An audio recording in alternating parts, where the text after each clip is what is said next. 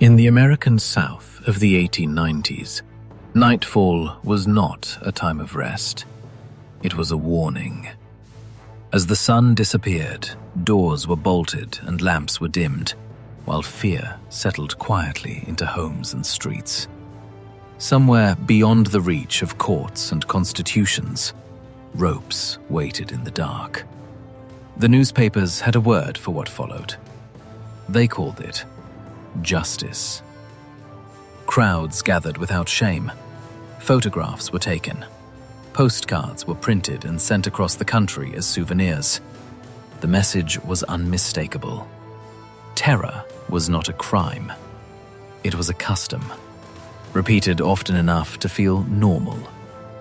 Ida B. Wells refused that language. A schoolteacher turned journalist, she looked at the bodies hanging from trees and named the act for what it was: murder. Not the punishment of criminals, but the enforcement of power. Not law, but spectacle. At a time when silence meant survival, she chose precision. She chose truth. She was not supposed to endure the consequences of that choice. She was not supposed to investigate lynching, publish its patterns, or expose it with names, dates, and numbers. She was a black woman in a nation determined to erase both her voice and her body. And yet, armed with statistics instead of weapons, and editorials instead of sermons, Ida B. Wells did something unforgivable in the eyes of her enemies.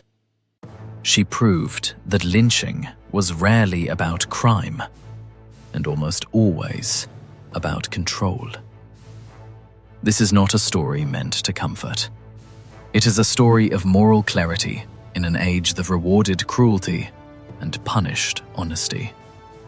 It is the story of a woman who spoke plainly when whispers were safer. If stories like this matter, stories that power once tried to bury, consider staying with this channel, subscribing, and sharing your thoughts below. Each act of attention keeps the truth alive.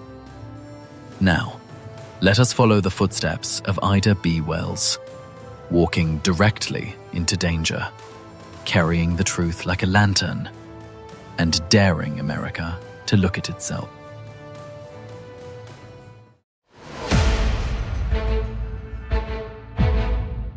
Chapter 1. Born into Unfinished Freedom. Ida Bell Wells was born on July 16, 1862, in Holly Springs, Mississippi, at a moment when freedom existed more as a promise than a reality. The Civil War was still raging. The Emancipation Proclamation had been announced, but in much of the South, its meaning had yet to arrive. Ida entered the world enslaved by law, even as the foundations of slavery were beginning to crack. Mississippi in the 1860s was a land suspended between eras. Plantations still stood, but their authority was weakening. Union soldiers moved through southern towns, bringing with them rumors of liberation and fear of retribution. For black families like the Wellses, freedom did not descend suddenly. It crept forward, uneven and uncertain. Ida's father, James Wells, and her mother, Elizabeth Lizzie Warrenton Wells, were both enslaved before the war. When emancipation finally came, it did not come with land, protection, or equality. It came with responsibility. James Wells became active in Reconstruction politics, helping to build new institutions for formerly enslaved people. He worked as a carpenter and later served on the board of trustees for Shaw University, an institution founded to educate black Mississippians who had been denied learning for generations. Education was not simply encouraged in the Wells household, it was revered. Ida grew up surrounded by books, conversation, and a quiet but firm belief that freedom required knowledge to survive. Yet outside the walls of her home, the world was changing in darker ways. Reconstruction, brief and fragile, began to collapse under violence and resentment. Federal troops withdrew. White supremacist groups regained influence. Laws were rewritten. Rights once promised were slowly taken back. In Mississippi, the return of white dominance did not arrive with declarations. It arrived with intimidation, economic pressure, and bloodshed. As a child, Ida watched this reversal unfold. She absorbed the contradiction at the heart of her country, a nation that spoke of liberty while constructing new forms of control. Freedom existed, but it was conditional. It could be challenged, revoked, or punished. Still, her parents insisted on dignity. They dressed their children well, sent them to school, and spoke openly about citizenship and responsibility. James Wells believed that participation, however dangerous, was the price of progress. Lizzie Wells believed that discipline and self-respect were shields against a hostile world. Ida learned early that freedom was not a finished achievement. It was a fragile structure, poorly defended and easily attacked. To live freely in the post-slavery South required vigilance, courage, and an unyielding sense of self. She did not yet know the shape her life would take, but she was already being prepared for it, born into a freedom that had not kept its promises, in a place where the distance between law and justice was growing wider by the year. Chapter 2. Orphaned, Unbroken. In the autumn of 1878, yellow fever swept through the Mississippi Valley with quiet cruelty. It moved without warning from household to household, leaving behind shuttered doors and hurried funerals. In Holly Springs, the epidemic did not distinguish between race or class, but its consequences fell hardest on those with the least protection. The Wells family was among them. Within a short span of time, Ida's parents, James and Elizabeth Wells, were both claimed by the disease. Several of her younger siblings followed. In a matter of weeks, the household that had once been anchored by discipline, learning, and belief was emptied of its center. Ida was 16 years old. In another life, grief might have been allowed to take its course. But in Reconstruction-era Mississippi, grief was a luxury few Black families could afford. Survival demanded immediacy. There were children to feed, clothes to mend, rent to pay, and there was no state prepared to step in. Ida made a decision that would quietly define her character. She would keep the family together. By altering her age, she secured a teaching position in a rural school, earning a wage barely sufficient to meet their needs. Each morning, she walked into a classroom to instruct children not much younger than herself. Each evening, she returned home to cook, clean, and manage a household now resting on her shoulders alone. Responsibility arrived early and without negotiation. The loss of her parents did not harden Ida into bitterness. Instead, it sharpened her sense of obligation. She learned that moral strength was not formed in moments of public courage, but in sustained endurance, in choosing duty again and again when retreat was easier. Yet even in this period of quiet sacrifice, the world outside remained hostile. Teaching positions for Black women were poorly paid and closely monitored. Authority was fragile. Respect was conditional. Ida understood that competence alone would not protect her. Dignity had to be asserted. In time, she moved with her siblings to Memphis, Tennessee, seeking better opportunities and a more stable future. The city promised wages, schools, and a measure of anonymity. But it also carried its own tensions, its own unspoken rules. What Ida carried with her was something less visible. She had learned that institutions could vanish overnight, that security was temporary, and that survival often depended on one person's willingness to stand firm when others fell away. By the time she reached adulthood, she had already lived through the collapse of a family and the testing of her resolve. The experience did not break her, it disciplined her. Long before she challenged courts, mobs, and newspapers, Ida B. Wells learned to confront loss without surrender. The epidemic that orphaned her also revealed the strength she would rely on for the rest of her life. A moral steel forged not in ideology, but in responsibility. Chapter 3: The Classroom and the Color Line. For Ida B. Wells, teaching was never simply a profession. It was a declaration. In the years following the yellow fever epidemic, as she worked to support her surviving siblings, the classroom became both her livelihood and her first sustained encounter with the machinery of segregation. The schools available to Black children in the post-Reconstruction South were separate by design and unequal by intention.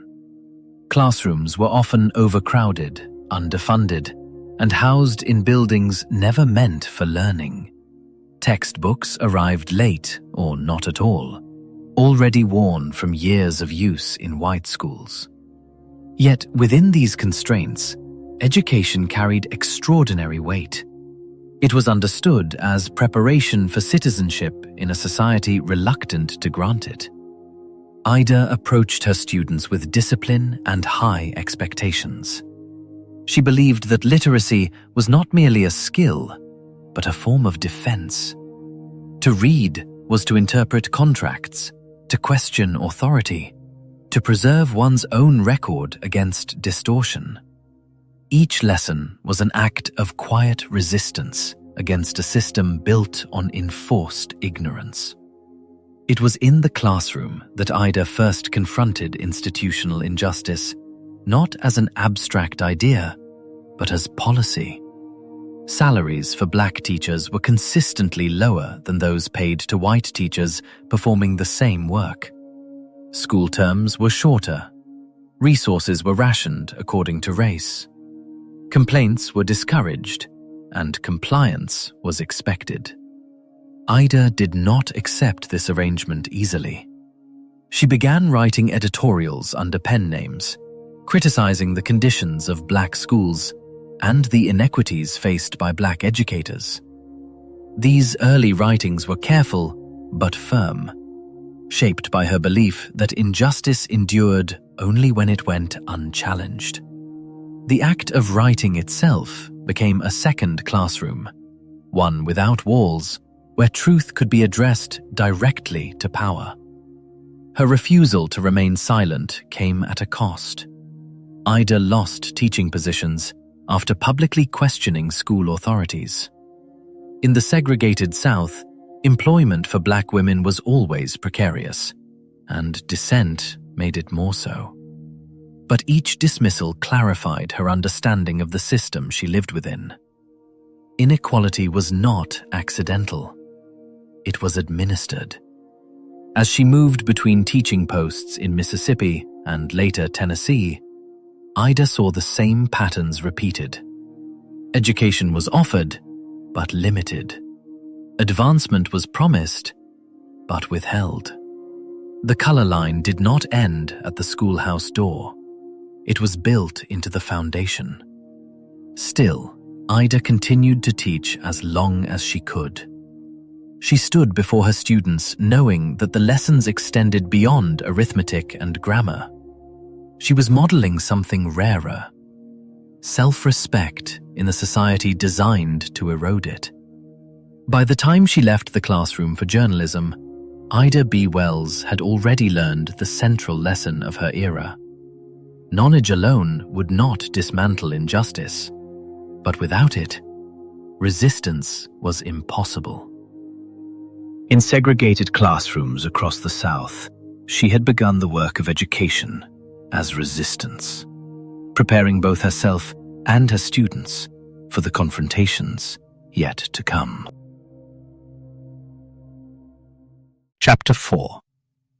The Train That Changed Everything. In May of 1884, Ida B. Wells boarded a train that would alter the course of her life. She was traveling from Memphis to Woodstock, Tennessee, carrying a first-class ticket in her hand. The railway car she entered was designated for women, cleaner, quieter, and safer than the smoking cars that were routinely assigned to black passengers. By the logic of the ticket, she belonged there. By the logic of race, she did not. As the train began its journey, a conductor approached Ida and demanded that she move to the segregated car. She refused. She had paid for her seat, and she understood the law well enough to know that no statute required her removal. Her refusal was calm, deliberate, and rooted in principle. The response was immediate and violent. With the assistance of several men, the conductor forcibly dragged her from the car. Ida resisted with all her strength, biting the hand of one attacker as she was pulled across the aisle. White passengers watched in silence as she was expelled from the space she had lawfully occupied. The train continued on without pause. The incident did not end at the platform. It followed Ida into court. Determined to challenge the injustice, she filed a lawsuit against the Chesapeake, Ohio and Southwestern Railroad Company. In a rare and remarkable outcome, the local court ruled in her favor, awarding her $500 in damages. For a moment, the law appeared to acknowledge what dignity required. That moment did not last. The Tennessee Supreme Court later overturned the decision, ordering Ida to return the damages and pay court costs. The reversal carried a clear message. Legal victories for black citizens would remain conditional and fragile, subject to the will of higher authority. Justice could be granted, but it could also be withdrawn. For Ida, the loss was clarifying rather than defeating. The courtroom revealed what the classroom had already suggested. Rights written on paper meant little without power to enforce them. The law, she learned, was not an impartial shield. It reflected the priorities of those who controlled it. More importantly, the train incident transformed her voice. Newspapers across the country reported the event, often portraying Ida as unruly or disruptive. She responded with writing of her own, publishing editorials that named the injustice directly and rejected the language used to diminish her. It was here that her public voice emerged, measured, uncompromising, and grounded in lived experience. She wrote not to plead, but to assert, not to explain her humanity, but to defend it. The train had carried her only a short distance, but the confrontation it forced would carry her far beyond the limits of the classroom. From that moment forward, Ida B. Wells understood that resistance would require visibility and that silence offered no protection. The rails of American progress, she realized, were laid unevenly. And if they were ever to be corrected, someone would have to document where the line had been broken. Chapter 5. Finding Her Weapon. The Press. By the mid-1880s, Ida B. Wells had begun to understand that the most reliable battlefield of her time was not the courtroom or the classroom, but the printed page. Laws could be reversed, teaching positions could be taken away, but once words were set in type and carried beyond a single town, they became difficult to contain. Journalism offered her that reach. Ida began writing for black newspapers, including The Living Way and later the Memphis Free Speech and Headlight. At first, she signed her work with pen names. This was not modesty, but caution. In the South, a black woman who criticized public institutions risked more than professional loss. She risked her safety. Her early articles focused on education, racial discrimination, and the everyday indignities imposed on black citizens. The tone was sharp but disciplined, shaped by her belief that credibility was itself a form of protection. She wrote with evidence, not accusation, with clarity, not outrage. The effect was disarming. As her confidence grew, so did her willingness to claim authorship. She became co-owner and editor of The Free Speech, a rare position for a black woman in the 19th century. The newspaper's office in Memphis became both workplace and sanctuary, a place where ideas could be tested and truth could be printed without permission. Through journalism, Ida discovered something essential. Power depended on narrative. Lynchings, segregation, and economic exclusion were sustained not only by violence, but by stories told repeatedly until they were accepted as fact. Newspapers described racial terror as spontaneous justice, black resistance as criminality, and white supremacy as social order. Ida set out to interrupt that pattern. She treated each article as an investigation. She questioned official accounts. She compared headlines to lived realities. When editors softened language to avoid offense, she sharpened it. When silence was recommended, she wrote more. Her pen names gradually disappeared. The risks remained, but so did her resolve. Writing anonymously had protected her body, but it limited her authority. To confront power fully, she would need to stand openly behind her words. The press did not make Ida safe. It made her visible. And visibility in the South of the 1880s was dangerous. Threats arrived quietly at first, then more directly. Friends urged caution. Colleagues warned her that she was crossing lines that others had learned not to see. But Ida had already crossed them. She understood that violence thrived in darkness and that exposure weakened it. Each column was an attempt to replace rumor with record, fear with fact. She was not trying to persuade those committed to hatred. She was documenting reality for those willing to confront it. By the end of the decade, Ida B. Wells had found her weapon. It was not loud, but it was precise. Not fleeting, but enduring. The press gave her a way to challenge power without asking permission, to leave behind a paper trail where denial once lived.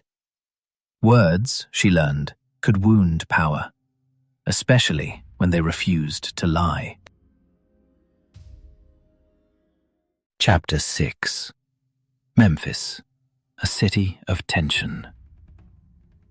By the late 1880s, Memphis stood at the edge of the New South, modern in appearance, unsettled in spirit.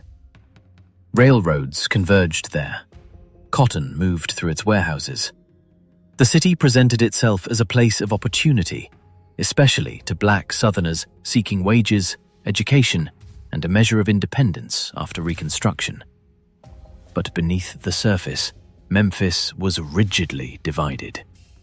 Black citizens formed a growing portion of the city's population, many of them formerly enslaved or the children of the formerly enslaved. They worked as laborers, teachers, artisans, and small business owners. In black neighborhoods, churches, schools, and mutual aid societies took root. These institutions were not merely social, they were economic and political lifelines in a city that offered little protection. White Memphis watched this growth with unease. Economic competition sharpened racial boundaries. When black businesses succeeded, they disrupted an order that depended on black dependence. Independence was interpreted not as progress, but as provocation. The color line hardened most visibly where money changed hands. Ida B. Wells observed these tensions closely. As a journalist for the Memphis Free Speech, she chronicled the contradictions of a city that praised enterprise while punishing it when practiced by black citizens. Memphis did not require black failure, but it insisted on black subordination. The fault lines became unmistakable in neighborhoods where black-owned businesses drew white customers away from white competitors. Resentment followed profit. Rumors followed resentment. And rumors, in the racial climate of the South, were often enough to justify violence. What distinguished Memphis was not the presence of racial terror, but its proximity to everyday life. Lynchings were not distant spectacles. They were public events, understood as warnings. The city's newspapers often framed them as spontaneous responses to alleged crimes, avoiding questions of motive or evidence. Ida recognized the pattern. Economic success was repeatedly recast as criminal threat. Black men who owned property or operated profitable enterprises were described as dangerous, insolent, or immoral. The narrative was consistent, even when the facts were not. Within this environment, Ida's work grew more pointed. She wrote about segregation on streetcars, discrimination in employment, and the uneven enforcement of law. But she also wrote about the dignity of black life in Memphis, the marriages, the businesses, the quiet routines that contradicted the city's public myths.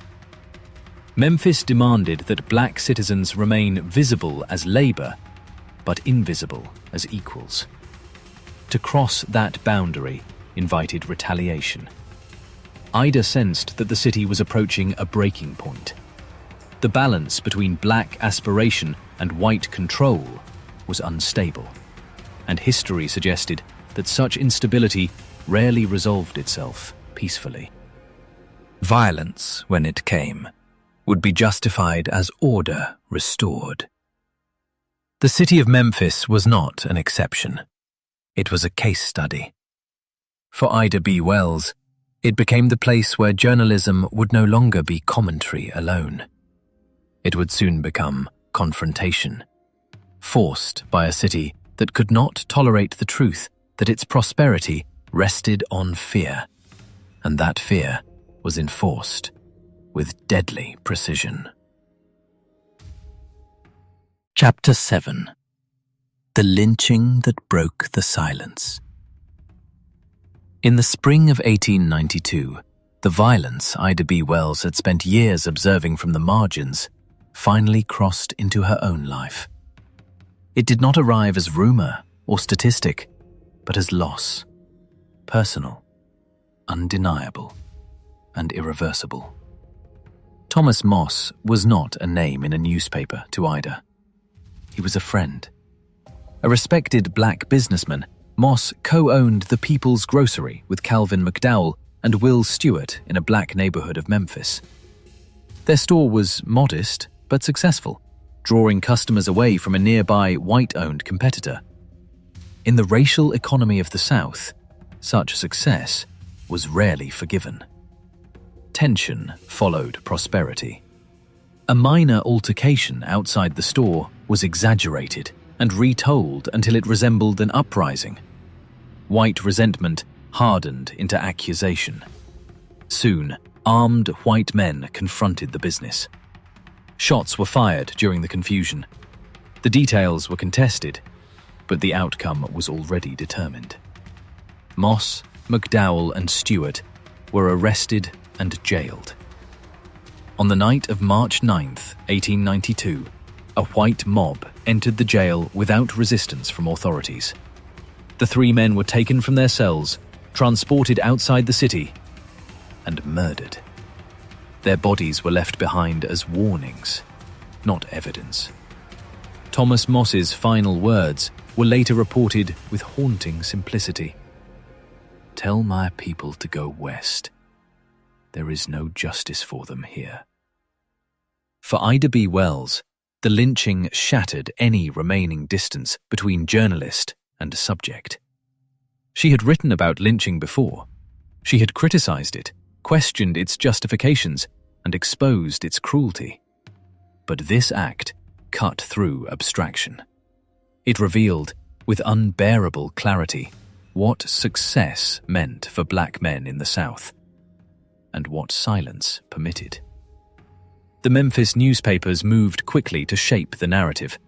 The victims were portrayed as dangerous criminals. The mob was described as regrettable but necessary. Economic competition vanished from the story. Fear was repackaged as order.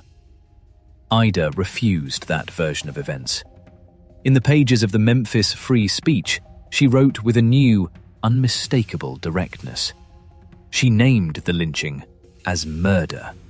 She identified its motive as economic retaliation.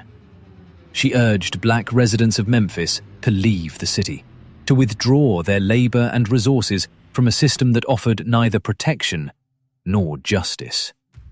It was the boldest writing of her life, and it marked the moment when her work crossed an invisible line. What had once been tolerated as criticism was now understood as threat.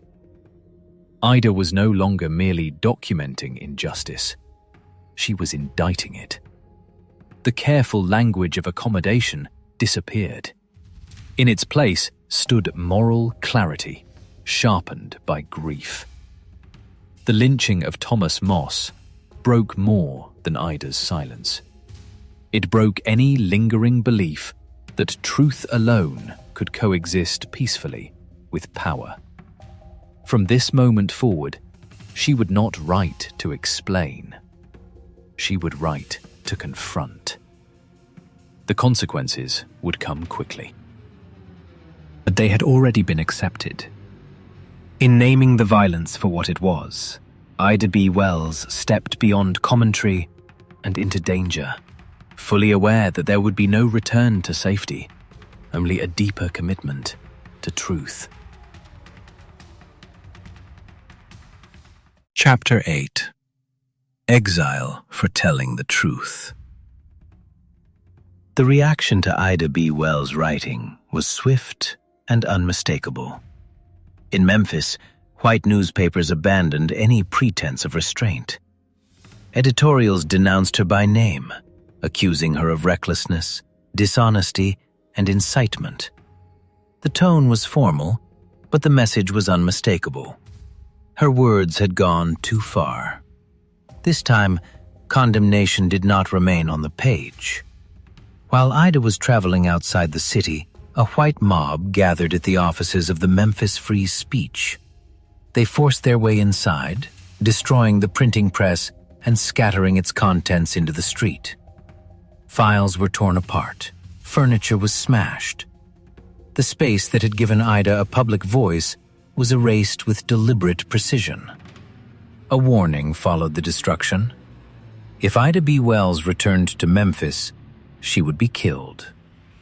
No investigation followed. No officials intervened. The absence of response was itself a decision.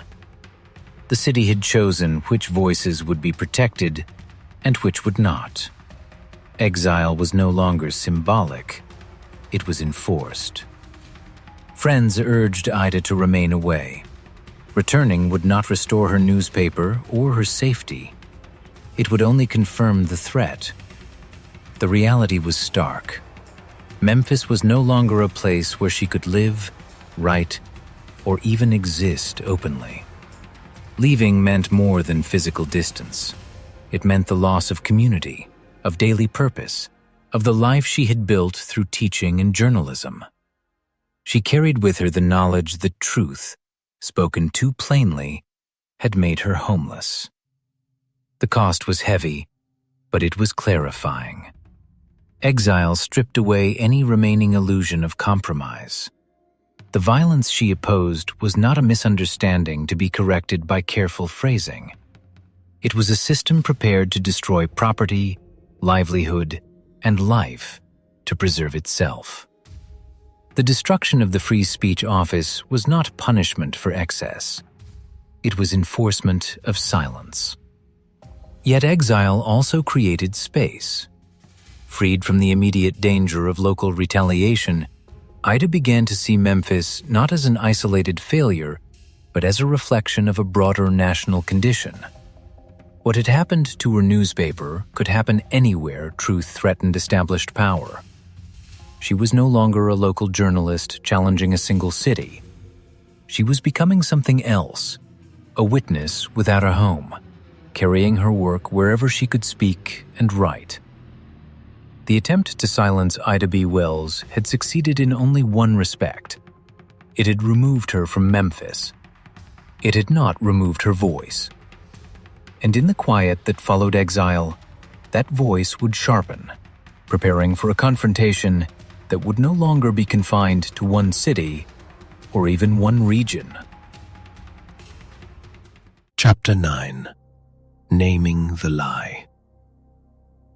Exile gave Ida B. Wells something Memphis never had: distance. Removed from the immediate threat of retaliation, she was finally able to examine the violence she had witnessed not as a series of isolated tragedies, but as a pattern demanding explanation. The South insisted on a single story. Lynchings, the newspapers claimed, were spontaneous acts of justice, responses to unspeakable crimes necessary to preserve social order. The repetition of this claim had given it the weight of fact. Ida suspected that repetition, not truth, was doing the work. She began to test the story against evidence. Working from newspaper reports, court records, and personal correspondence, Ida compiled data on lynchings across the country. She recorded names, locations, dates, and alleged charges. She compared accusations with outcomes. The work was slow and solitary, carried out without institutional backing or protection. What emerged was not ambiguity, but contradiction. The majority of those lynched were not accused of rape or violent assault. Many were killed for minor disputes, for economic competition, or for behavior that challenged racial hierarchy, owning a business, refusing to step aside, asserting dignity. In some cases, no charge was recorded at all. The myth collapsed under scrutiny. Ida named what she found without hesitation. Lynching, she argued, was not about crime. It was a mechanism of control, enforced through terror and justified by falsehood. The language of protection concealed a practice of punishment aimed at independence itself. In 1892, she published her findings in a pamphlet titled Southern Horrors: Lynch Law in All Its Phases. It was not an appeal to sympathy. It was an indictment. Each claim was supported by documentation. Each conclusion was anchored in evidence. Facts became her shield. Ida understood that outrage alone could be dismissed, but records were harder to erase. Numbers resisted intimidation. Sources demanded response. By grounding her argument in data, she shifted the debate from emotion to accountability. The backlash continued. Critics attacked her credibility when they could not disprove her findings. They questioned her motives, her character, her right to speak. The pattern was familiar. When the argument survived, the speaker became the target. Ida did not retreat. Instead, she refined her method. She paired statistics with stories, restoring individuality to lives reduced to spectacle. She insisted that memory itself was a form of resistance in a culture dependent on forgetting. By naming the lie, Ida B. Wells altered the moral landscape. Lynching could no longer be defended as an unfortunate excess. It had been exposed as deliberate policy, sustained by silence and repetition. The work carried risk, but Exile had already taught her the cost of restraint. Truth, once documented, did not require permission to endure. With evidence as armor and memory as witness, Ida transformed personal loss into public record. She had moved beyond protest. She was now confronting the nation with its own reflection and daring it to deny what it saw. Chapter 10. A Voice That Crossed the Ocean. When Ida B. Wells stepped onto British soil in the early 1890s, she carried no official title. She was not a diplomat, nor an emissary of the American government. She arrived instead as something far more unsettling: a witness. Across the Atlantic, the United States still spoke of itself as a young republic, guided by liberty and law. Yet behind that polished self-image lay a campaign of racial terror that few outside its borders had been forced to confront. Ida intended to change that. Britain was not free of racism, nor innocent of imperial violence, but it was a place where lynching did not masquerade as justice. In lecture halls and church basements, before audiences unaccustomed to such testimony, Ida described what the American press often softened or denied. She spoke calmly, deliberately, with the restraint of someone who had learned that emotion could be dismissed, but facts could not. She told them that lynching was not the punishment of criminals, but the policing of black success. That it followed not crime, but competition. That men were murdered not in secret, but before crowds, sometimes photographed, sometimes celebrated. She presented numbers, dates, names.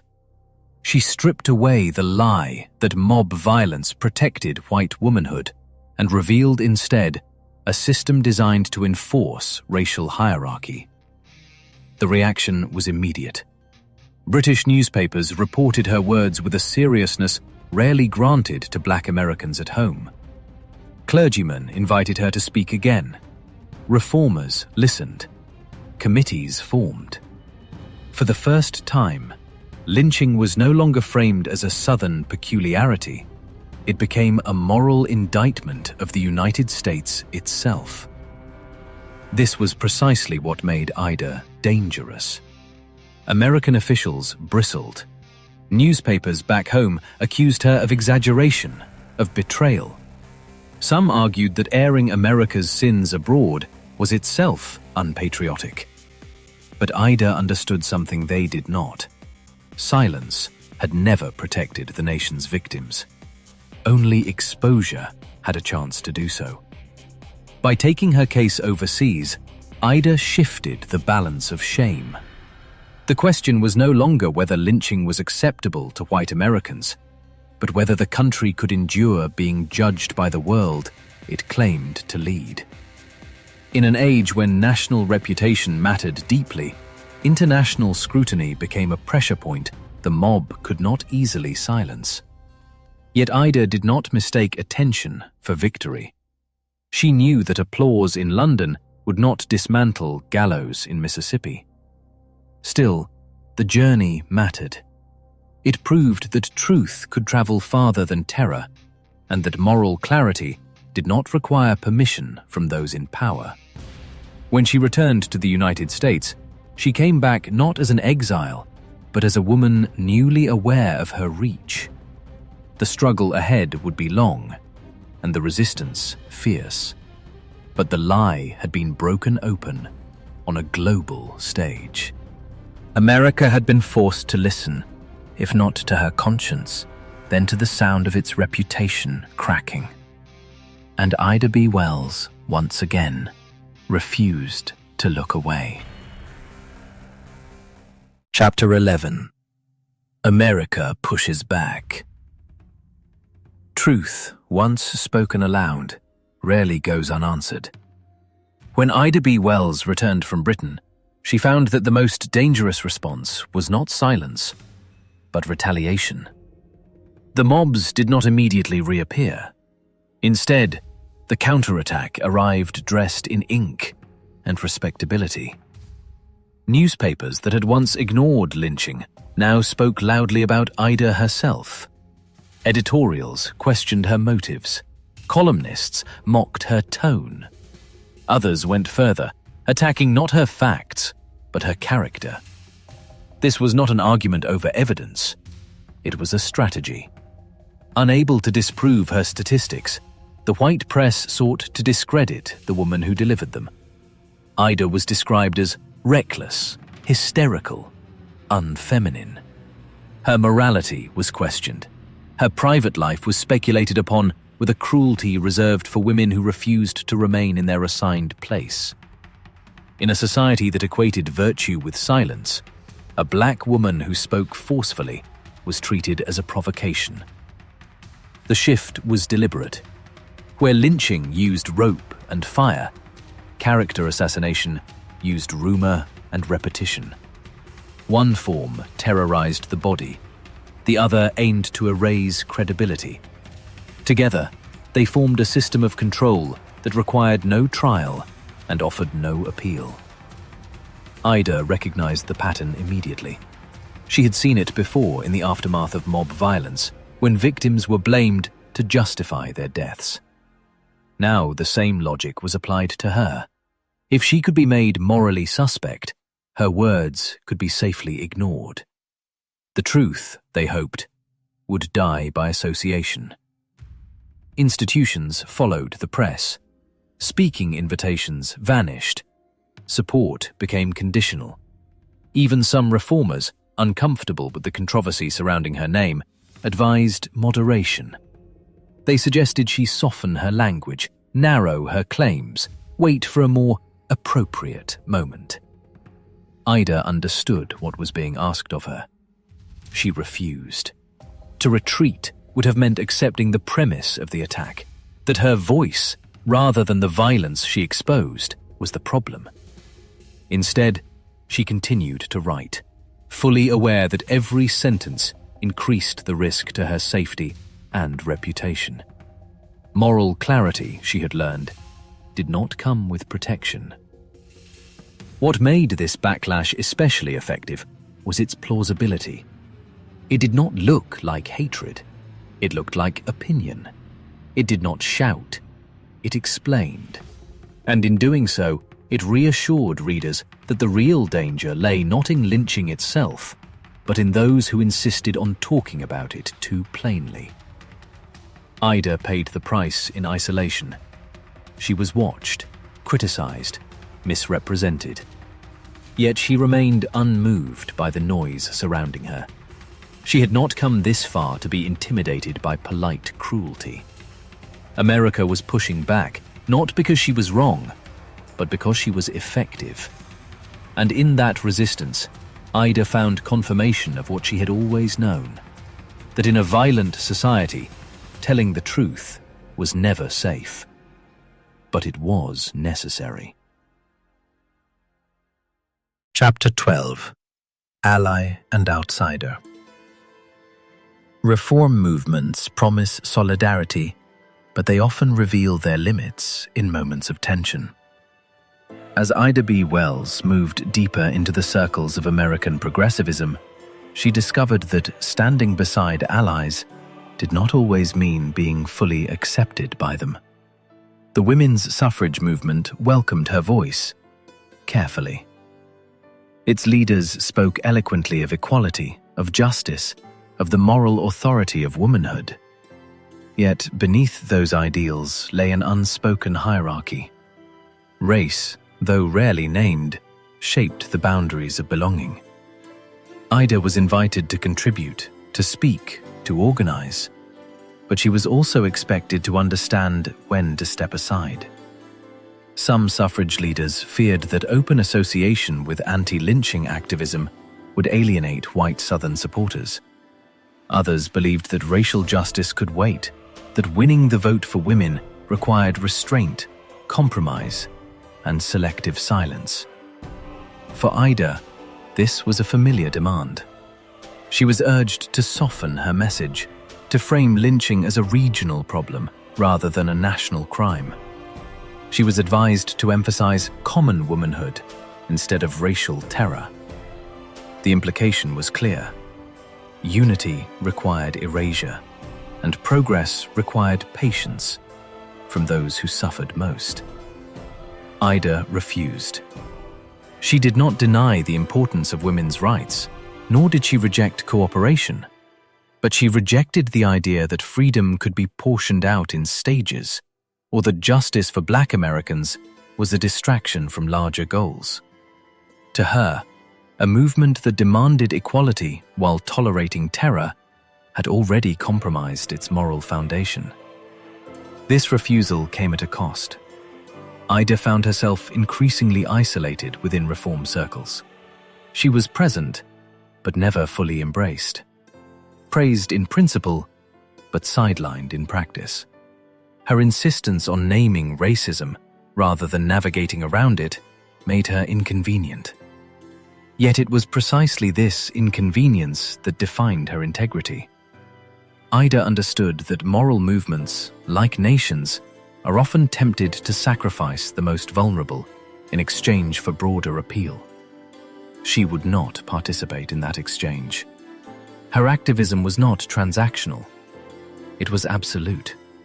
By choosing principle over position, she remained an ally, but also an outsider.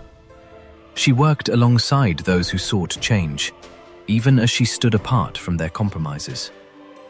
History would later celebrate the victories of the suffrage movement, but it would also reveal the silences that accompanied them. Ida B. Wells did not fill those silences with strategy. She filled them with truth.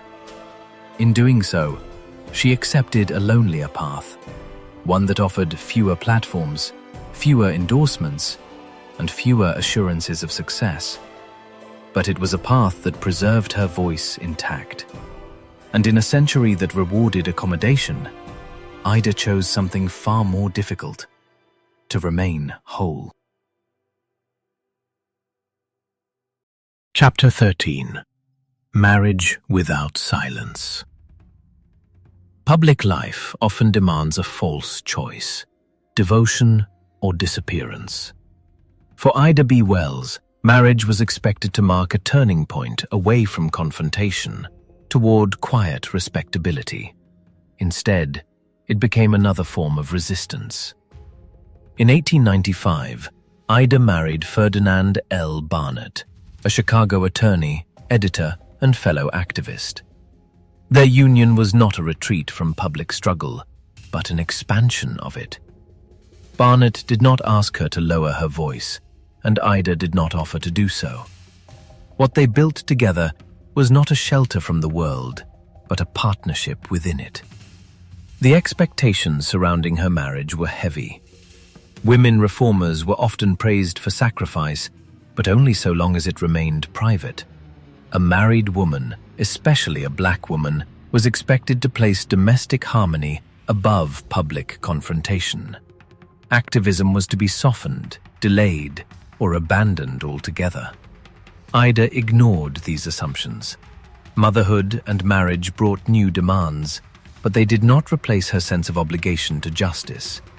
She continued to write, organize, and speak, even as she raised children and managed a household. The work did not pause. It adjusted. Her days grew longer, her responsibilities heavier, but her purpose remained unchanged. What made this balance possible was not endurance alone, but mutual respect. Ferdinand Barnett stood beside her, not in front of her.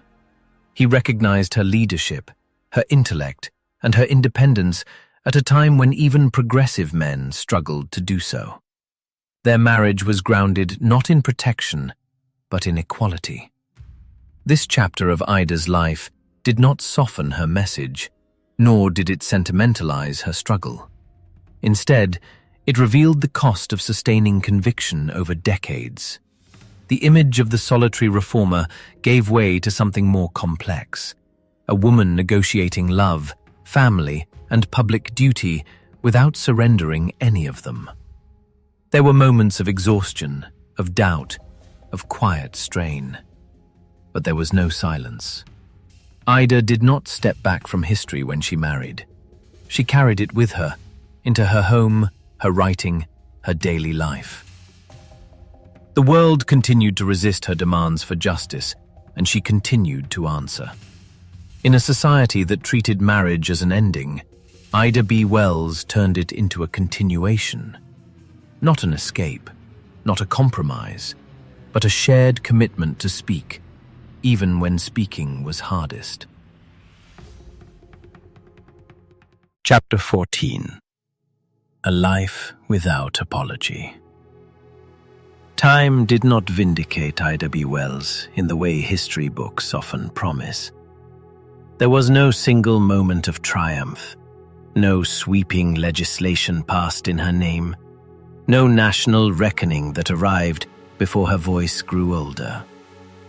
What endured instead was something quieter and more difficult: persistence without reward. As the decades passed, lynching did not disappear. It changed its rhythm, its justifications, its visibility, but not its purpose. Ida continued to speak against it, even as public attention shifted elsewhere. New movements emerged, new leaders rose, and new crises demanded attention. Yet racial terror remained, and so did her refusal to accept it as inevitable. She organized, she wrote, she challenged officials who preferred caution to confrontation. Often, she did so without the institutional backing that might have amplified her reach.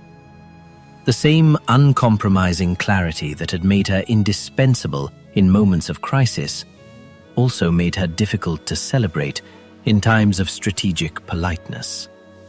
There were invitations she did not receive, platforms she was not offered, histories written without her at the center. Ida understood the pattern. Movements often honor those who arrive at the right time, not those who arrive first. Still, she did not soften her language. She refused to recast lynching as a regrettable excess rather than a deliberate system. She rejected the idea that patience was a virtue demanded only of the oppressed. And she declined the comfort of moderation, even when it promised broader acceptance. This persistence came with loneliness. Ida was respected, but not embraced, quoted, but not followed. A figure invoked in principle, while her methods were quietly set aside. The cost of being right too early was not obscurity, but partial recognition. Yet Ida measured success differently. For her, integrity was not a stepping stone to influence, it was the goal itself. She did not seek redemption from history, nor did she wait for consensus before speaking. She acted as if truth did not require permission, and in doing so, she freed herself from the need for applause. As her hair grayed and her steps slowed, her voice remained steady. The nation had not caught up to her, but she did not turn back to meet it halfway. She stood where she had always stood, naming injustice with the same precision she had learned decades earlier. Ida B. Wells lived a life without apology, not because she believed she would win, but because she believed silence was a greater failure. And in that unwavering stance, she left behind a record not of victory, but of courage sustained over time. Chapter 15. The Price of Being Early. History is rarely kind to those who arrive before their time. It does not reject them outright. It simply keeps moving, leaving them to walk alone for longer than most can endure. Ida B. Wells understood this not as a complaint, but as a condition. By the final years of her life, the country she had spent decades confronting was still reluctant to listen. Lynching had not been outlawed at the federal level. The myths she had dismantled continued to resurface, reshaped for new generations. Progress had come in fragments, never in the form she had demanded. Recognition, when it appeared, was partial and delayed. Ida was remembered in speeches, referenced in footnotes, praised for her courage, often without full acknowledgement of the discomfort she had caused. She had become respectable at a distance, safer to admire once her warnings no longer disrupted the present. This was the price of being early. Ida did not mistake delay for defeat. She had never believed that truth guaranteed immediate change. What it required instead was endurance, the willingness to speak without assurance of impact. She had carried that burden knowingly, accepting that her work might serve as foundation rather than monument. There was no bitterness in this understanding, only clarity. She had lived long enough to see others take up the language she once spoke alone, to hear arguments against racial violence framed in terms she had introduced decades earlier. The nation's conscience moved slowly, but it moved along paths she had helped carve. Still, the distance between recognition and justice remained wide. Ida aged not as a symbol, but as a witness who never revised her testimony. She did not repackage her life as a success story. She did not claim vindication where none fully existed. Her measure of worth lay elsewhere, in having spoken when silence was safer, and in having refused to trade precision for comfort. As time narrowed her circle and quieted her public presence, the meaning of her life sharpened. She had not lived to see the world she demanded. She had lived to insist that it was possible. The cost of that insistence was isolation, delay, and incomplete acknowledgement.